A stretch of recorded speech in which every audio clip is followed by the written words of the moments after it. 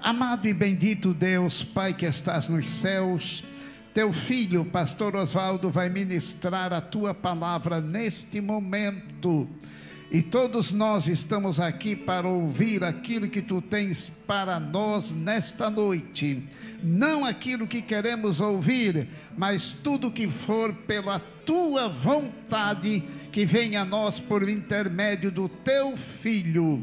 Em nome de Jesus. Digam todos um amém bem forte. Amém. Pastor Demi, obrigado, Deus abençoe. Quero saudá-los na paz que há em Cristo Jesus, todos vós, do menor até o mais idoso.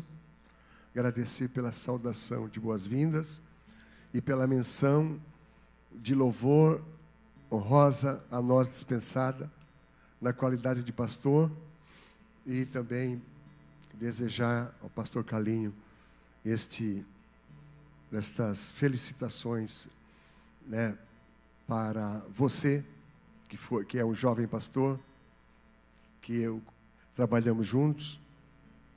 Carlinho, eu já desconfiava que ele ia dar bom desde cedo. Carlinho tem um espírito que tinha em Salomão. O Salomão gostava de tudo bonito, tudo ouro. Se o Carlinho tivesse condição, ele botava ouro. Ele chegou a imitar. A única igreja que eu vou, que não é copo, cristal, copo, beber água, é esse aqui, ó. Isso aí, sabe o que é? Obreiro caprichoso. Desde a entrada que eu entrei lá, eu vi que o Carlinho deu uma cara nova aqui. Mancilei está onde? Está lá. Ao lado não é atrás, se bobear é na frente. Pior foi que Deus falou isso aí, como que esteja na frente. E lá no fundo é assim mesmo, frente. Mancilei, Deus te abençoe. Vocês não mudam? Passem para mim o elixir da juventude, porque eu preciso, agora o relógio está andando mais rápido. Irmãos, tomem assentos, porque já vamos pregar. Quero dizer para vocês que dessa vez é muito diferente a minha ida nas igrejas. Eu digo aos irmãos que não sou mais o mesmo. Muitas coisas mudaram na minha vida. Tudo está muito diferente. Esse ambiente me traz reminiscências doloridas. Outro dia um irmão me mandou um vídeo daqui. Seria bom que esse irmão não tivesse me mandado. Um vídeo da Idade de Ouro, aquela multidão cantando. E a mais empolgada, a mais animada sempre foi a minha sempre amada esposa. E durante 47 anos, nós vivemos o mais puro amor. Não vamos dizer que somos perfeitos, porque seria hipocrisia e mentira dizer, porque a perfeição é só do outro lado, no rio azul para cima. Mas entre nós havia toda a química necessária para termos um verdadeiro casamento. Então, a partida dela para o céu foi muito difícil para mim, está sendo difícil para mim. Eu chego até a dizer, eu não estou me conhecendo, até porque, na verdade, eu devia estar nos cantos, dentro de casa, no quarto escuro, chorando pelo sentimento que eu tenho. Mas eu tenho um lado, chamado lado pastoral, missionário, que não me deixa me prostrar, me entregar. E a razão de eu estar passando nas igrejas não é nem minha iniciativa, isso é uma iniciativa do presidente e do coordenador, pastor Luciano, e do pastor Ronaldo Eugênio, que me convoca outra vez. Eu tinha dito, não quero mais a África, chega, o ano passado, eu não quero mais, eu já vim 10 vezes na África. Mas ele disse, não, enquanto eu estiver aqui, você nunca vai deixar de vir aqui. Eu sei que esse nunca, nunca se diz nunca. Uma hora vou parar. Mas, por enquanto, ainda estou dentro. E estamos para viajar daqui a 10 dias. Depois, no final, eu falarei alguma coisa a mais, porque já foi falado muito em missões aqui. Eu não quero misturar a minha parte, né, com a parte da igreja, oficial da igreja. Se bem que eu não estou na clandestinidade, e meu trabalho é oficial, porque eu irei representar o pastor-presidente, a igreja de Criciúma, o ITEC, do qual eu faço parte da diretoria, como professor e como lá aquele que revisa os livros. Todos os livros passaram por mim para ver se tinha alguma asneira ali dentro. Se tivesse, a gente tirava fora. E também o MUH, nós vamos estar lá. No final, ainda falarei um pouquinho mais. Meus irmãos, ainda para complicar, nessas idas da igreja, nessa entrada do inverno, crianças e velhos sofrem muito na chegada do inverno. Os primeiros frios, muita umidade relativa do ar, chuva, prega, esquenta, soa, sai na rua, pega o gelo, frio, a chuva, aí a conta vem. O Pix aparece. Um bronquite, uma gripe, uma coisa desse jeito. Mas aí a gente tenta ficar de pé. É o que está acontecendo comigo. E estou fazendo de tudo para mim estar pronto para a minha viagem. Vai ser uma das mais desafiadoras viagens, vai ser esta aí. Muito bem, eu quero convidá-los para tomar a sua Bíblia, seja ela qual for, que hoje tem muita gente que até está usando já o celular como Bíblia. Eu diria, melhor a Bíblia física, essa aqui, a minha BKJ, Bíblia King James. Estou chique, hein? King James, slim, fininha, letrinha, formiguinha, daquela formiguinha do açúcar. Mas aí, nada que um bom óculos não resolva o problema, né? Abra comigo a sua Bíblia no Evangelho de Jesus Cristo. O Evangelho não foram dos evangelistas. Eles apenas escreveram. Esse evangelista que ele não andou com Jesus. Ele nem conheceu Jesus. Ele soube isso tudo por informação, mas informação da fonte, de quem andou com Jesus. Informação de quem andou com Jesus. Ele mesmo vai dizer isso no capítulo 1 e versículo de número 1 do seu Evangelho. Ele era médico.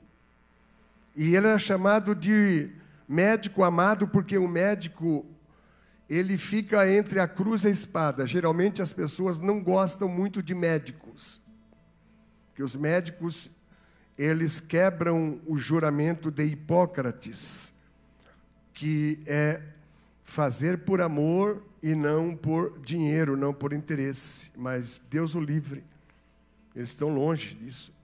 E o Lucas, ele era um médico amado porque ele atendia as pessoas quando precisava, mesmo sem cobrar consulta. Por isso ele tinha o codinome, o epíteto de médico amado. É nesse evangelho que eu quero ler. Você já achou? Evangelho de Lucas, capítulo de número 7, versículo 36 e 39. O nosso tempo hoje aqui é super cronometrado. Não tem nem como passar um minuto aqui. Então, amados, dentro desse texto que eu vou ler, existe uma história fascinante. Ela é uma história conhecida, pregada, muitas vezes lida. Uma história fascinante, maravilhosa. Aliás, toda a Bíblia devia ser assim, conhecida. Toda a Bíblia devia ser decorada, como os muçulmanos fazem isto até os 13 anos. Decorar decorar o Alcorão.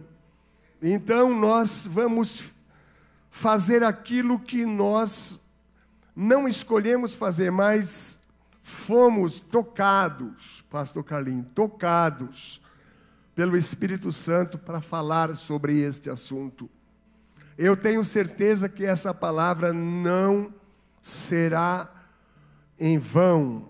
Ela trará consigo o propósito, ou digo, o resultado do propósito que Deus tem sobre ela. Com certeza haverá bons resultados.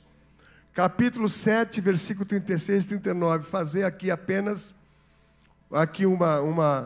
um toque, olhando para os meus companheiros lá atrás, não vou citar nomes, mas todos nossos grandes amigos aí. Deus abençoe. Vamos evitar, né, Marcos? Evitar falar nome aí, porque todos eles moram no nosso coração. Só notei uma coisa, que o irmão Alcides, ele ficou bem mais carequinha do que antes, no meu tempo. O pastor Carlinho arrancou teus cabelos aí atrás, né? Foi ele, eu sei disso. Ataíde, desculpa. E antes de vir para cá, eu estava me lembrando de umas 6 pessoas que do meu tempo, eles já não estão mais aqui conosco nesta vida. E eu nem vou falar para não fazer vocês sofrerem comigo. Já acharam, irmãos? Giovânia, você achou? Giovânia, você está parecendo aqueles profetas do Antigo Testamento, com essa barba, hein? Tu e o técnico lá. Ele já disse, a minha barba eu não tiro. Eu digo, é problema teu, você quer tirar, tira, não quer. Estou nem aí, meu filho. Mas é uma bênção, graças a Deus. Que maravilha ter os irmãos aí trabalhando para o Senhor. O Douglas, está onde? Eu te vi, Douglas, lá.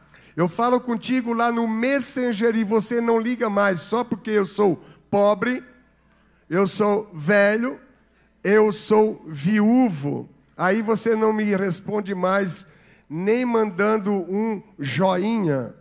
Tudo bem, depois nós falamos pessoalmente. Aí a coisa vai ficar mais difícil, porque eu vou junto com o Giovanni para falar contigo.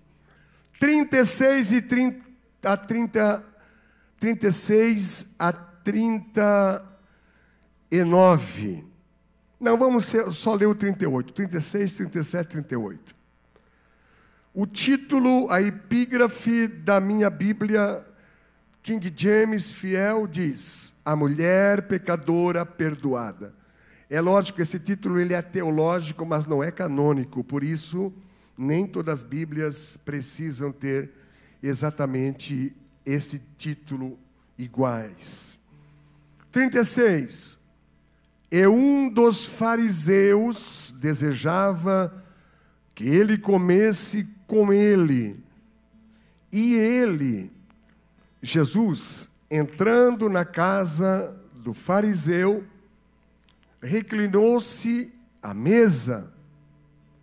E eis que uma mulher da cidade, que era uma pecadora, sabendo que Jesus estava à mesa na casa do fariseu, trouxe um vaso de alabastro com unguento.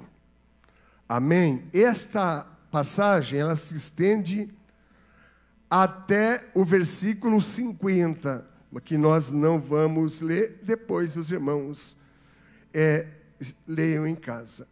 Eu tive o privilégio, por essa minha aproximação do judaísmo, eu tive o privilégio de um dia ouvir a pregação feita por um rabino, na igreja, numa das igrejas aonde eu dirigia. Esse rabino, ele pregou sobre esta passagem, pastor Carlinho. Só que ele tinha uma visão judaica, lógico, baseada mais nos originais, sobre esta palavra. Eu sei que em alguns momentos, ele fez alguma volta além da curva. Ele, para nós, foi como que estivesse forçando um pouquinho o texto na nossa visão cristã. Mas também eu aprendi coisas incríveis que aquele homem dissertou naquela noite sobre esta passagem. Mas nós vamos ficar com a nossa versão cristã, com a nossa forma de crer, de ver, a nossa visão cristã da Bíblia Sagrada. Aqui, hoje é um culto de missão. Será que tem a ver com esta passagem em apreço? Sim, tem a ver, porque esta mulher, o que ela vai fazer aqui, o que vai acontecer com ela, traz muito sentido da forma como nós pensamos, cremos e fazemos missão. O texto, meus irmãos, que nós lemos aqui, fala desta mulher. Esta mulher tem duas, na Bíblia tem dois acontecimentos muito parecidos. E tem até pregadores que eles têm dificuldade de separar um do outro, achando que trata-se do mesmo evento.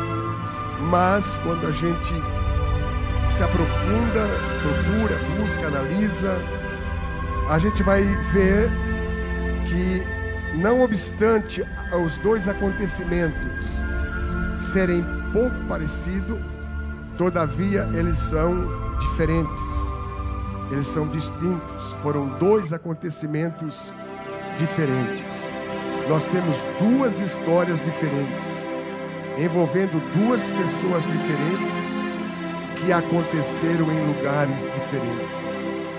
Uma mulher, trata-se de Maria, irmã de Lázaro, e o local do acontecimento foi a sua própria casa.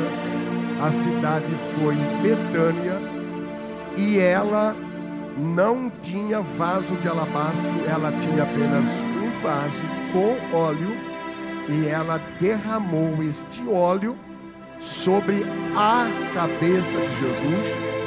Mas o propósito de Maria, irmã de Lázaro, era diferente deste aqui.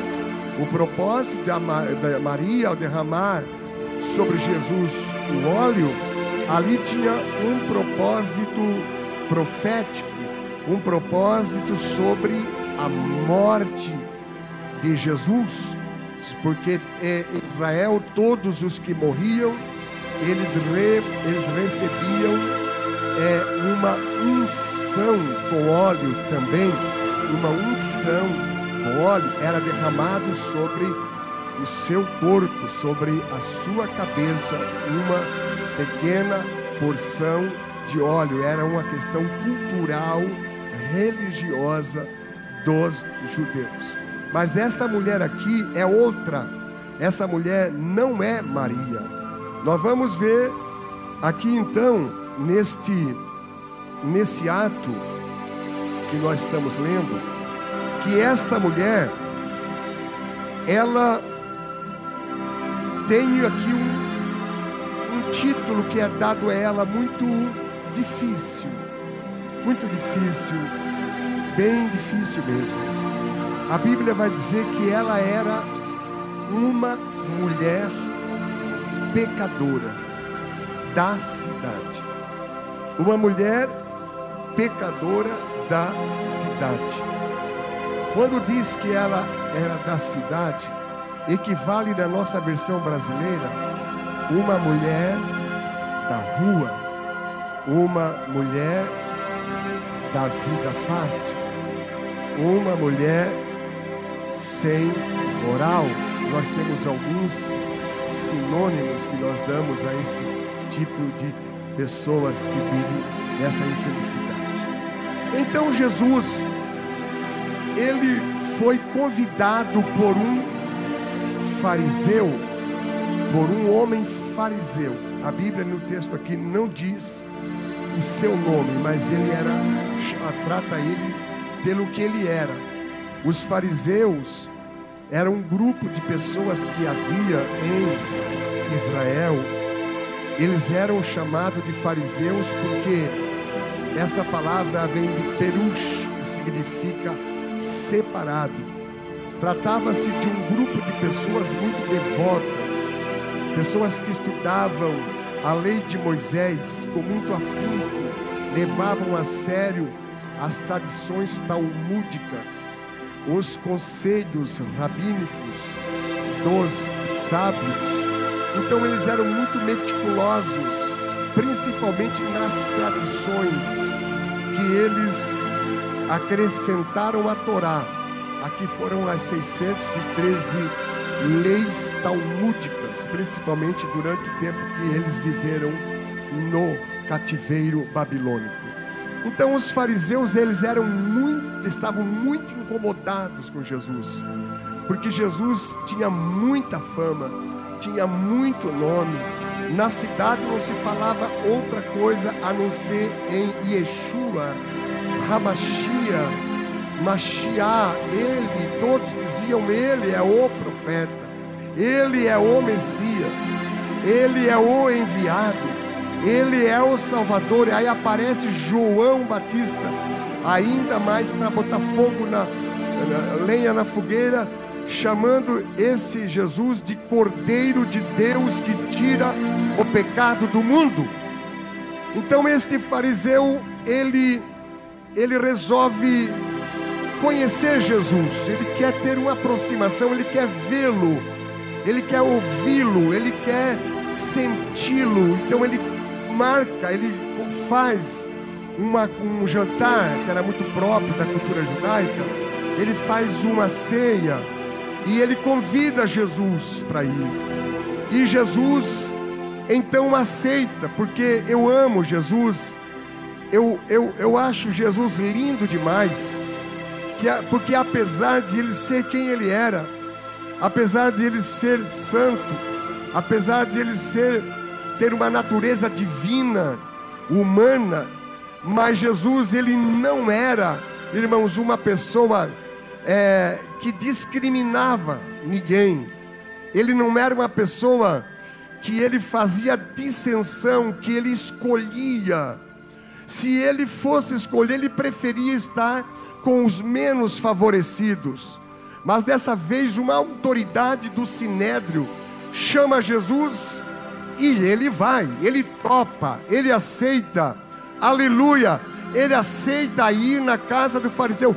Isto é coisa de quem tem uma missão, isto é coisa de um verdadeiro missionário, que ele não corre da luta, ele não foge da batalha, não importa quem o chama, ele vai, porque ele veio. Ele disse na casa de Zaqueu: o Filho do Homem veio buscar e salvar os que se havia perdido.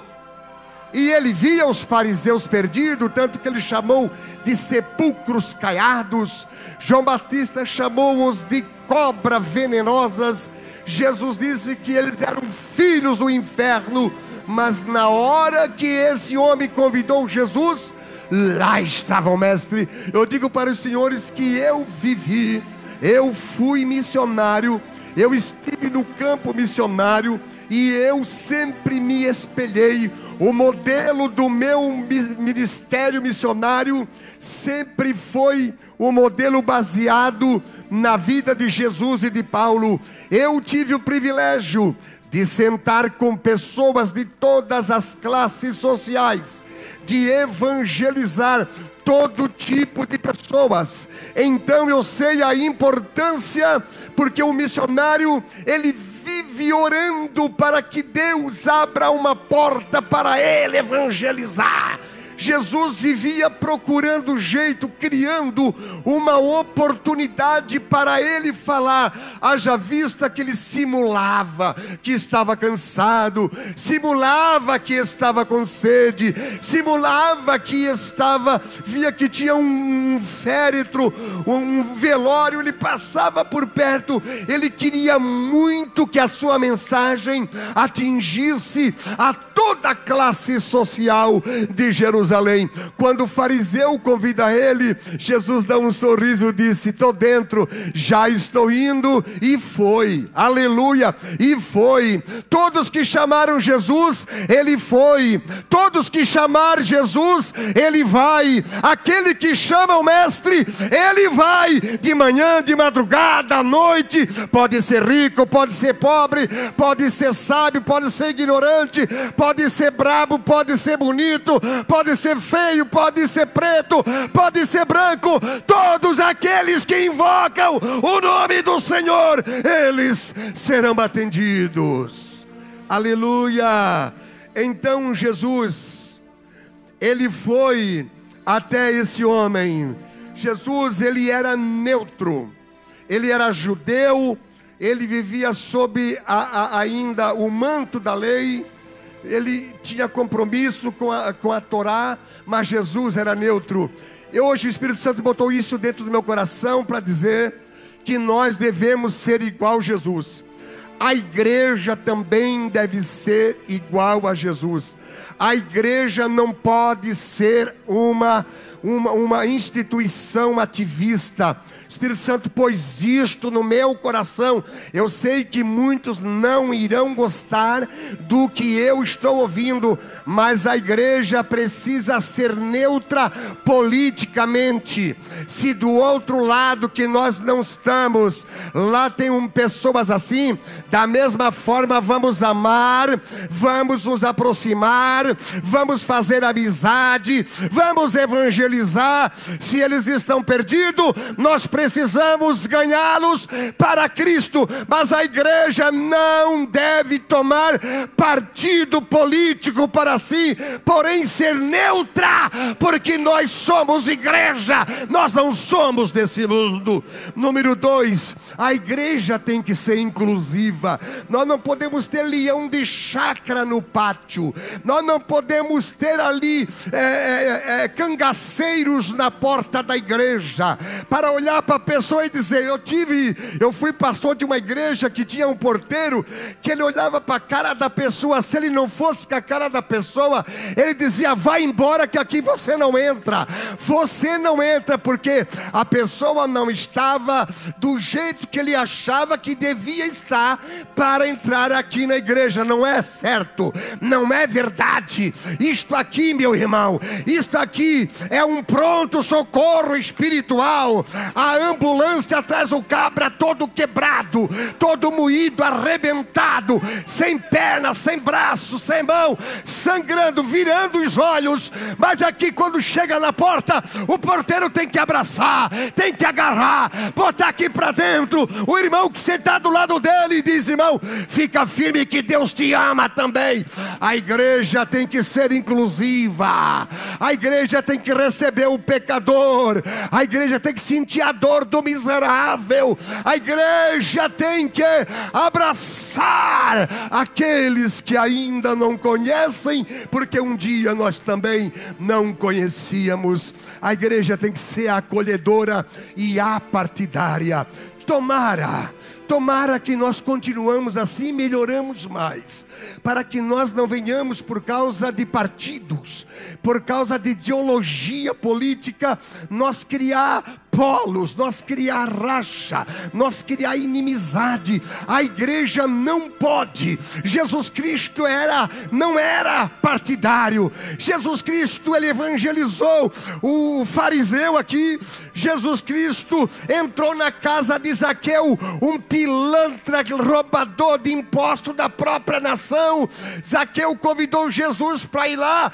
Jesus prontamente foi, comeu, bebeu, dormiu, viu, nos evangelizou, salvou Zaqueu, e no outro dia foi embora.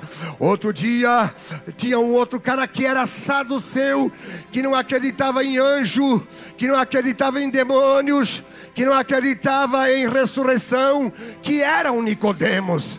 E diz que Nicodemos mandou uma mensagem, um messenger, um WhatsApp, dizendo: Jesus, eu quero conversar contigo particularmente, mas tem que ser à noite lá numa caverna, porque eu não quero que ninguém me veja conversando contigo. Jesus, é o que ele queria, é o que ele queria. Ele sentou-se com Nicodemos e expôs o plano da salvação, e disse: Nicodemos, uma coisa eu vou te dizer, tu és mestre Israel, mas tu não sabe disso. Se tu não nascer de novo, de modo nenhum tu vai entrar no reino dos céus. E aquilo resultou na salvação daquele homem. Meus irmãos, isto é ser uma igreja missionária. Voltando ao texto, eis que uma mulher da cidade, uma pecadora, como eu falei, meu Deus, e nos dias de Jesus, havia muito dessas mulheres. De Jesus para trás, no Antigo Testamento, já havia, nós vamos ver muitas vezes a Bíblia falar dessas pessoas que praticavam esses atos. Nós entendemos que pelo menos três motivos fortes contribuíam para que uma mulher ela recorresse a este expediente para garantir a sua sobrevivência enquanto pessoa. Primeiro, quando ela era abandonada pelo marido, porque os judeus, eles se desviaram tanto do caminho, que o próprio Jesus teve que tratar sobre a questão do adultério. Jesus disse: vocês, pela mínima coisa, vocês estão dando carta de repúdio para as vossas mulheres. Se a mulher roncasse de noite, ele já dizia: não quero mais. Se a mulher criasse um pneuzinho, ele não queria mais. Se a mulher embranqueasse o cabelo, ele já não queria mais. Isso no tempo de Jesus, isso aí estava horrível. Em Israel, viu? No tempo de Jesus estava uma bagunça isso aí. Jesus teve que falar duro sobre o divórcio, porque estava acontecendo isso, olha, era uma epidemia. Eu acho que estava pior do que hoje. Olha que hoje a coisa também já não anda fácil. Segundo motivo que levava uma mulher a recorrer à prática da prostituição, quando ela ficava viúva. Hoje as mulheres, quando ficam viúva, tem umas que dá graças a Deus. Elas choram com o olho, mas com o outro está sorrindo. Está ali do caixão, mas já está com o pensamento longe, porque ela sabe que ela vai ganhar um seguro de vida dele, vai ganhar a pensão por morte dele, vai ganhar os bens dele. Hoje não dá para cantar viúva sem nada na igreja. Toda viúva na igreja hoje é rica. As 12 viúvas que nós encontramos na Bíblia eram todas viúvas pobres, porque naquele tempo era assim que funcionava. Então, se ela viuvasse, ela tinha um grave problema. Sabe por quê? Aí entra o terceiro ponto que levava uma mulher à prática da prostituição. Se o seu pai e a sua mãe, que na época de Jesus, eles morriam muito jovens, se o seu pai e a sua mãe tivessem morrido, e o seu irmão mais velho não a acolhesse em casa, então ela teria duas coisas para escolher: ou sentar numa rua movimentada para mendigar, pedir esmola, que nós vamos ver na Bíblia muita gente fazendo isso, ou ela recorria ao expediente da prostituição. Esta mulher aqui, ela não teve escolha. Ela estava na vida de prostituição, mas não era o que ela queria. Não era o que ela queria. Eu digo para os senhores que essas pessoas que estão lá, são pessoas que estão lá por causa de um sinistro, por causa de um trauma, de um acidente de percurso. Numa das minhas viagens à África, nós resolvemos fazer uma evangelização na madrugada, na grande cidade de Beira, bem no centro da cidade de Beira. A cidade de Beira é uma cidade de 700 mil habitantes, porém é uma cidade muito abandonada, praticamente sem postes com luzes, poucas luzes na cidade.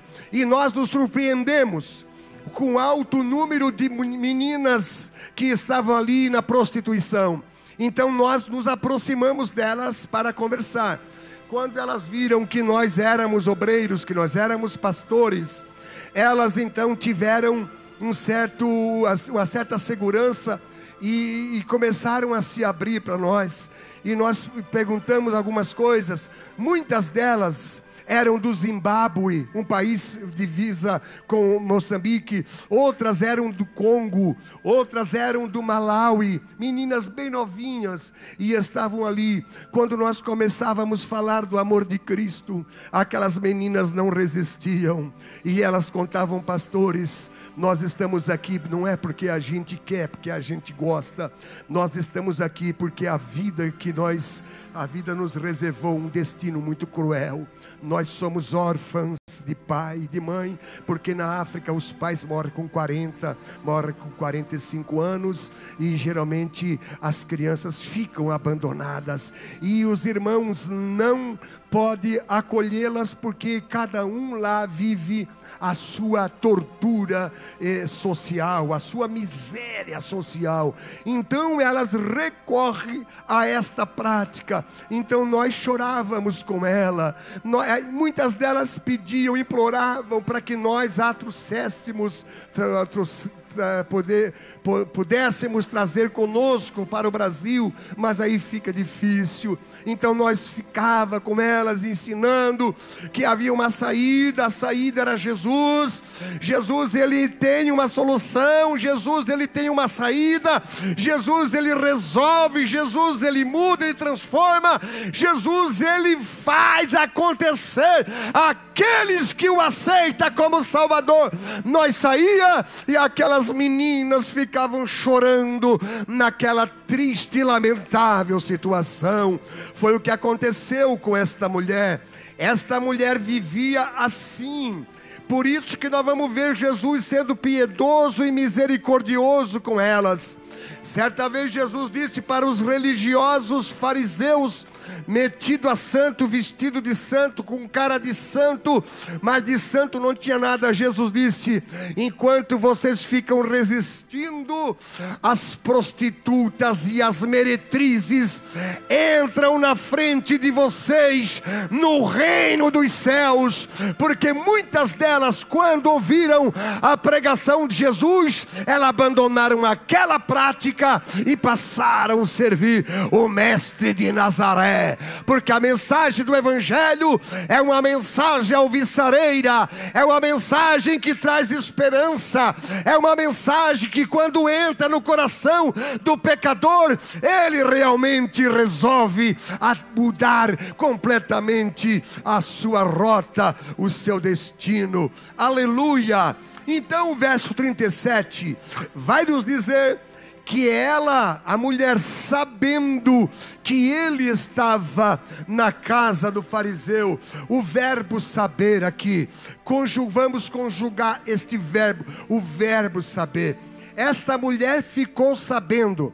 Ela ficou sabendo porque alguém chegou até ela e trouxe a informação, e trouxe a notícia. Alguém chegou até ela e comunicou que Jesus estava bem próximo dali, na casa do fariseu. Aqui entra a importância do falar de Jesus. Aqui entra a importância da evangelização. Aqui entra, meu irmão, o evangelho sendo pregado. Aqui entra o ide de Jesus pelos valados, pelos becos, pelas vilas, pelas cidades. A igreja precisa fazer o que alguém fez para esta mulher. Chegou até ela e disse: olha, Jesus de Nazaré, o Messias, o moço de Nazaré está na casa do fariseu. Irmãos, se nós não falarmos, se nós não comunicarmos, os pecadores não ficarão sabendo. É nós que temos a mensagem. Por isso que Paulo vai dizer: como eles crerão naquele de quem não ouviram falar? Eu era menino, nascido na igreja, me criei batendo a cabeça nos bancos da igreja católica, sentado, porque lá ninguém anda para cá, ninguém anda para cá, para lá. Lá ninguém tem tanta sede como nós temos aqui. Então me criei ali sob uma doutrina rígida do meu pai e da minha mãe, todos os domingos ouvindo o padre Ludigero Locke. Num dia, quando eu já tinha idade de entendimento, eu escutei a mensagem daquele pároco, e quando ele pregou aquela mensagem de Daniel, aquilo entrou como um facho de luz dentro do meu coração, ainda criança, e o evangelho começou a trabalhar na minha vida, e como resultado, dali a poucos anos, pouquíssimos, com 12 para 13 anos, eu estava me decidindo por Cristo, porque nunca mais eu consegui me libertar da pregação daquele homem na igreja. Nós precisamos levar a mensagem aos perdidos. Quantas pessoas que estão dentro de suas casas, pensando como suicidar-se, pensando como fazer alguma coisa para sair da situação em que se encontra, no atoledo sentimental, emocional em que se encontra. Não precisa ser teólogo, não precisa ser formado em nenhuma ciência religiosa para você levar a mensagem. Basta você ir, abrir a sua boca, e o Espírito Santo, ele vai colocar palavras na tua boca, e você vai salvar uma alma, arrebatando-a do fogo. Essa mulher ficou sabendo que Jesus estava lá, aleluia. Então ela vai tomar uma iniciativa. Ela vai tomar uma iniciativa muito difícil, porque ela vai ter 3 barreiras que ela vai precisar transpor. Primeiro, a barreira do gênero. Por quê? Porque ela era uma mulher, porém ela estava inserida num contexto social aonde aquela sociedade, ela era uma sociedade máscula, uma sociedade patriarcal. As próprias escrituras veterotestamentárias já proibia que a mulher não podia estar junto com o homem no mesmo lugar. Eu vejo isso hoje ainda na África, eu vi isso no Egito, em todos os países árabes por onde eu passei. E ela, como mulher, ela não poderia estar numa reunião aonde tinha homens. Aonde tinha homens, Jesus, os 12 apóstolos e o fariseu. Ela corria risco de ser apedrejada, de ser esfaqueada, de ser esmurrada, mas ela disse: não, eu vou vencer esta barreira. Eu sei que eu sou mulher, mas eu tenho uma necessidade, e aquele que irá resolver o meu problema está bem dentro desta casa. Ela correu risco. Muitas vezes, se nós queremos alcançar nossa vitória, nós temos que sair da zona de conforto, nós temos que vencer as barreiras que estão na nossa frente para nos impedir. Segundo, ela tinha a barreira cultural. Jamais ela poderia entrar dentro daquela casa, porque era proibido por lei que ela entrasse lá dentro daquela casa, porque ela não pertencia à família, ela não foi convidada, ela não foi chamada, mas mesmo assim ela foi. Eu digo para os senhores que isso aconteceu comigo, ainda adolescente, que na época não tinha essa faixa etária, ainda guri, o meu pai arregalou os olhos para mim, arrepiou o bigode que tinha desse tamanho, e aqueles dedos dessa grossura ergueu para mim e disse: Se tu botar o pé na igreja dos evangelistas, por mais que ele me amava, por mais que ele me venerava, não dormia sem eu estar tendo que estar mexendo nele, aquele velho dengoso, ao meio-dia tinha que estar lá eu mexendo, caça aqui, olha se não tem bicho no pé, olha se não tem espinha, olha se não tem aqui, e eu lá, e eu ficava, depois quando eu dormia eu caía fora.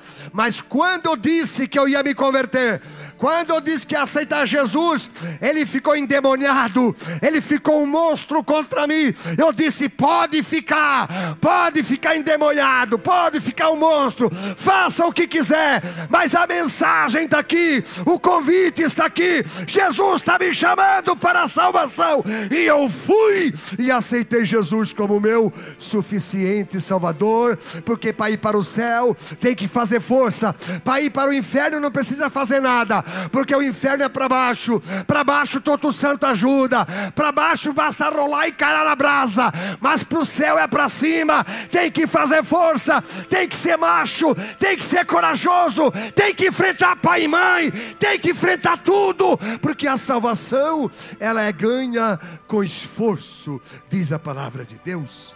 Meus irmãos, esta mulher então ela fez isto, ela rompeu todas as barreiras, quebrou todos os protocolos, ela deu uma de doida, ela saiu fora da casinha, ela disse: morta eu já estou emocional, e morta já estou moralmente falando, então se eu for lá e levar uma pedra na cabeça e morrer, pelo menos eu morri tentando. Mas a Bíblia diz que ela foi até a casa do fariseu, e quando ela foi na casa do fariseu, ela não foi como muitos de nós fazemos, ela não foi de mão abanada, ela não foi lá procurar pelas bênçãos de Jesus. Eu vou lá buscar o meu milagre, eu vou lá buscar a minha bênção, eu vou lá buscar o que é meu por direito, eu vou lá porque eu sou mulher, eu sou pobre, necessitada,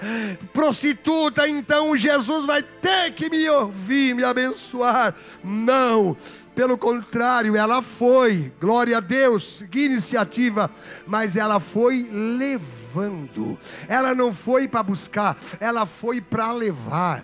Quando ela entra, ela não pede licença, ela já chega chutando o pau da barraca, ela chega chegando, esses que vão se salvar. Por isso que a Bíblia diz que os tímidos não vão herdar o reino dos céus. Para ser crente tem que ser meio maluco, meio doido, meio fora da casinha para poder conquistar as suas divisas.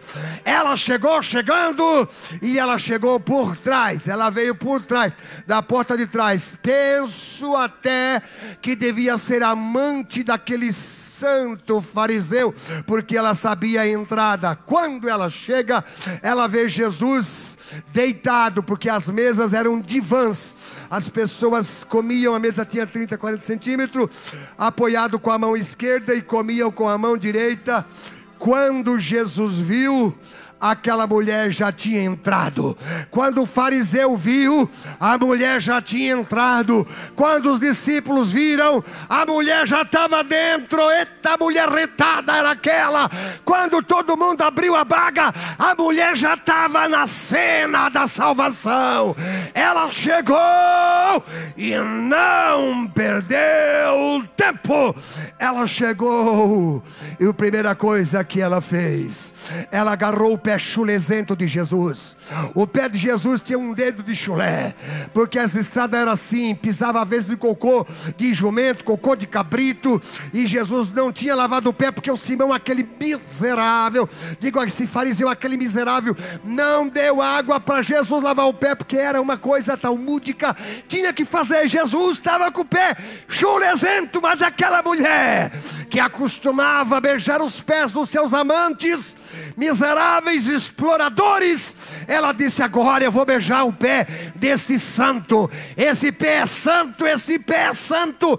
Ela caiu aos pés de Jesus e começou a beijar os pés de Jesus, beijar, beijar, beijar, beijar, beijar, despejar e despejar lágrimas. Lágrimas, eu estou com uma preocupação muito grande, porque as lágrimas parecem que estão desaparecendo, as lágrimas parecem que estão sumindo. Você vai num velório, 2 quilômetros longe, você vê as gargalhadas, vocês vê a bagunça que é, todo mundo rindo. Teve igreja que eu fui, que até fumando dentro eles estavam, bebendo café, comendo merendinha, e o morto lá, ninguém olhava para a cara dele. Ali eles estavam fazendo negócio, eles estavam combinando pesca, estavam falando de coisas, menos chorando. Lamento que as lágrimas estão fugindo dos púlpitos, dos cânticos, das pregações, das poesias. Nós precisamos fazer como aquela mulher, precisamos pedir: Deus, dá-me lágrimas, eu quero chorar. Eu vi no carro dizendo: Jesus, quando eu prego com lágrima, qualquer coisa que eu pregar, Senhor, vai funcionar. Dá-me lágrima. O que eu mais peço para Jesus é lágrima, porque elas atestam aquilo que nós estamos fazendo. Por último, já quero encerrar. Ela vai fazer algo muito espetacular. Ela mesma, como prostituta, ela sabia que ela não poderia andar sem véu na rua. Não podia, mesmo como prostituta, ela tinha que ter um véu na cabeça. Então, quando ela chega naquele lugar, ela vai fazer o seguinte: depois dela beijar os pés, depois dela lamear os pés de Jesus, lama com lágrima, virou quase com lodo ali, ela pega os seus cabelos. Não tinha uma toalha de linho fino importado do Egito para lavar o pé daquele santo, daquele rei, daquele bendito, daquele Messias, daquele Deus homem. Ela vai, tira o seu lenço. Tirar o lenço para uma mulher judia em plena, em logradouro público, equivale a uma mulher mostrar os seios em praça pública hoje, em nossos dias, principalmente aqui no sul. E naquele tempo, então, jamais poderia tirar o lenço. Mas ela disse para ele: eu tiro o meu chapéu, para este eu tiro o meu lenço. Ela só podia fazer isso se ela fosse casada, dentro de um quarto com a porta fechada, na noite de núpcia. Ela podia tirar o lenço e mostrar o seu cabelo, e o seu marido tocar. Só ele poderia tocar.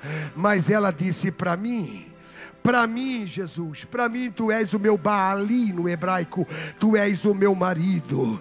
A partir de agora tu és o meu dono, a partir de agora tu és o meu Senhor, a partir de agora tu és tudo para mim. Eu tiro o meu lenço, eu mostro o meu cabelo, eu toco em ti, eu beijo o teu pé, eu derramo lágrima, eu te agarro, eu te abraço, porque eu me entrego para ti nesta hora. De pé, todo mundo comigo. Enquanto ela fazia todo esse culto, pensa que culto essa mulher estava fazendo. Do lado tinha um grupo de discípulos murmurando. Do outro lado, o fariseu miserável, desgraçado, uma baita murmuração. Na igreja, muitas vezes, enquanto uns choram, outros não estão sentindo nada. Às vezes, os obreiros são os grandes problemas da obra. Às vezes, a igreja é a grande empecilho para a própria igreja, quando não estamos dentro daquele ideal de Deus. Precisamos entender que aquela mulher, ela voltou para casa abençoada, com certeza virou seguidora de Jesus, com certeza uma da que estava no sepulcro, uma da que estava no Monte Calvário vendo ele morrer. Por quê? Porque ela se entregou, ela fez tudo o que não era para ser feito, mas por ele ela fez. E eu quero convidar você nessa noite para que nós revejamos nossos conceitos espirituais.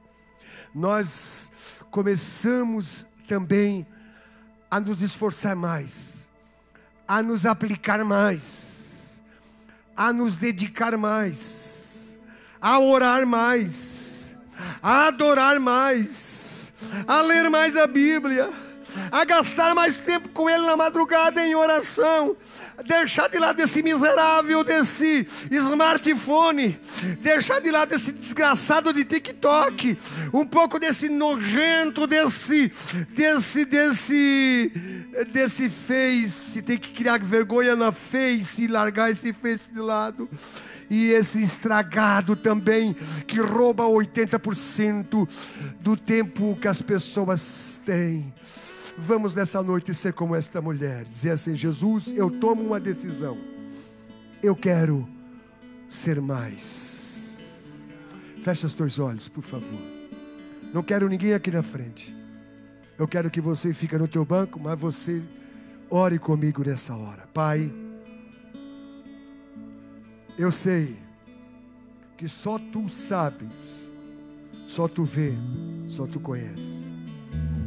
Senhor, o nosso interior, é Tu que pesa os nossos espíritos, é Tu que sabe qual o nível de espiritualidade, de comunhão, de intimidade que nós estamos tendo contigo, Senhor. Nos ajude, queremos ser mais intenso, queremos ser mais, Senhor, queremos que Tu veja nós mais vezes. Quantas vezes Tu nos procura no lugar, como Tu procurasse Adão no lugar da comunhão e Tu não encontrou. Quantas vezes Tu olha pela madrugada para ver se nós estamos ali chorando, lamentando, derramando lágrimas, soluçando, mas Tu não nos encontras, Senhor, porque nós estamos ocupados demais em comunicação. Perdoa a gente, Senhor. Dá-nos graça, que nós possamos sair daqui mais e mais intensos na fé e na entrega a Ti, em nome de Jesus. Amém.